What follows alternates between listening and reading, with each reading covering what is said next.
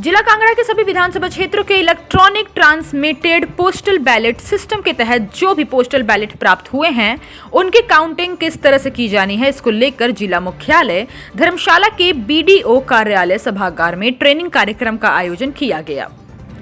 ADM Rohit Rathore ने बताया कि इस ट्रेनिंग कार्यक्रम में micro observer, counting supervisor, counting assistant को एआरओ और ईटीपीबीएस के तहत पोस्टल बैलेट की किस तरह स्कैनिंग की जानी है और किस तरह उन्हें वैलिड और इनवैलिड करार दिए जाएगा, इसकी ट्रेनिंग दी गई। यह कार्य कंप्यूटर से संबंधित होता है, इसके लिए एक स्कैनर मौजूद रहेंगे तथा इसमें स्कैनिंग का एक प्रोसेस है। किस तरह फॉर्म 13C, फॉर्म 13A और फॉर्म 13B स्कैन किया जाना है और फिर किस तरह से पोस्टल बैलेट के लिफाफे को काउंटिंग के लिए भेजा जाएगा, आज भी होगी अलग अलग विषय में ट्रेनिंग। धर्मशाला में ट्रेनिंग कार्यक्रम में शामिल अधिकारियों को बुधवार को विभिन्न विधानसभा क्षेत्रों में भेजा जाएगा, वहां भी इनकी ट्रेनिंग होगी, जिससे 8 दिसंबर को काउंटिंग के दौरान इन्हें किसी तरह की परेशानी न हो। हर विधानसभा क्षेत्र में ईटीपीबीएस के आधार पर पोस्टल बैलेट की गणना हेतु टेबल की संख्या निर्धारित की गई है। देखिए, आज ज़िला कांगड़ा के जितने भी कॉन्स्टिट्यूंसीज़ हैं, हमारी 15 कॉन्स्टिट्यूंसीज़, उनके सभी जो ETPBS electronic transmitted postal ballot system के तहत जो भी पोस्टल बैलेट पेपर प्राप्त होने हैं, उसकी काउंटिंग किस तरह से की जानी है, इसके संबंध में हमने एक सेंट्रलाइज्ड लेवल के ऊपर डिस्ट्रिक्ट हेडक्वार्टर धर्मशाला में जो है ट्रेनिंग प्रोग्राम हम करवा रहे हैं, जिसमें सभी जितने भी हमारे काउंटिंग सुपरवाइज़र्स हैं, काउंटिंग असिस्टेंट्स हैं और साथ में एआरओज़ भी, कि किस तरह से जो है ईटीपीबीएस के तहत जो पोस्टल बैलेट प्राप्त होंगे किस तरह से उसकी स्कैनिंग होनी है और किस तरह से जो है वो किसी भी पोस्टल बैलेट पेपर को वैलिड या इनवैलिड करार दिया जाएगा। चूँकि ये कार्य जो है कंप्यूटर से संबंधित रहता है और स्कैनर इसमें अवेलेबल रहेंगे और स्कैनिंग का एक प्रोसेस है कि किस तरह से फॉर्म 13C स्कैन किया जाएगा, उसके बाद 13A और कैसे 13B स्कैन किया जाएगा और किस तरह से जो है वो नेक्स्ट फिर पोस्टल बैलेट के लिफाफे को काउंट करने के लिए भेजेंगे। इस संदर्भ में आज माइक्रो ऑब्जर्वर्स, काउंटिंग सुपरवाइजर्स और काउंटिंग असिस्टेंट सभी यहाँ पे ज़िला स्तर के ऊपर यहाँ पे एकत्रित हुए हैं, जिनको हैंड्स ऑन ट्रेनिंग जो है सेंट्रलाइज्ड लेवल के ऊपर करवाई जा रही है। इसके बाद जो है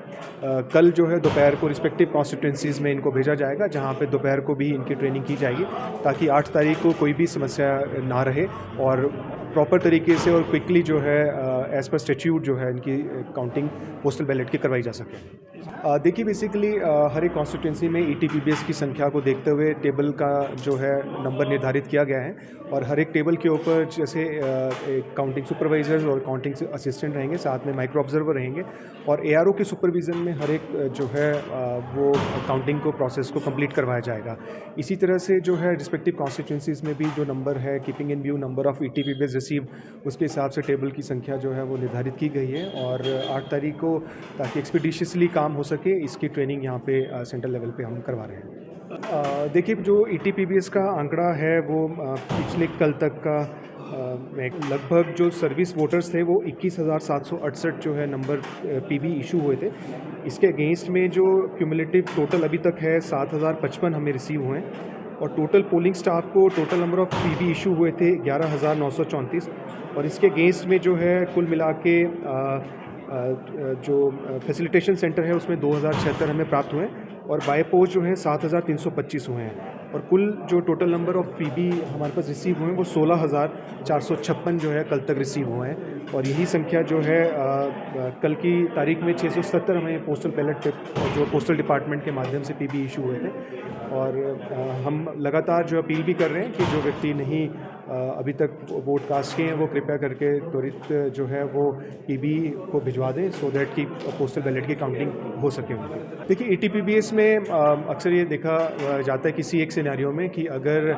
मल्टीपल जो है पीबी अगर रिसीव हुए हैं तो उसको सॉफ्टवेयर के माध्यम से जो ईटीपीबीएस का सॉफ्टवेयर है वो ऑटोमेटिकली इसको कैप्चर कर देता है और जैसे ही उसको स्कैन किया जाएगा इमीडिएटली हमें चेक करके बता देता है कि इससे संबंधित जो है ऑलरेडी कोई और लिफाफा भी जो है आपके द्वारा ओपन किया गया है और उसमें कुछ प्रोविजंस हैं जिसके तहत उसको चेक किया जाता है और आरओ टेबल के ऊपर उसका निर्णय किया जाएगा कि कौन वैलिड है, कैसा इनवैलिड है। परंतु ये जो सिस्टम ईटीपीबीएस का सॉफ्टवेयर अपने आप में एक संपूर्ण सॉफ्टवेयर है और किसी भी तरह से डुप्लीकेसी और कोई स्पूरियस बैलेट पेपर को इमीडिएटली कैप्चर करके उसको वो इनवैलिड की कैटेगरी में जो है देने में सक्षम है। हिमाचल प्लस न्यूज के लिए कांगड़ा से ब्यूरो संजीव महाजन की रिपोर्ट।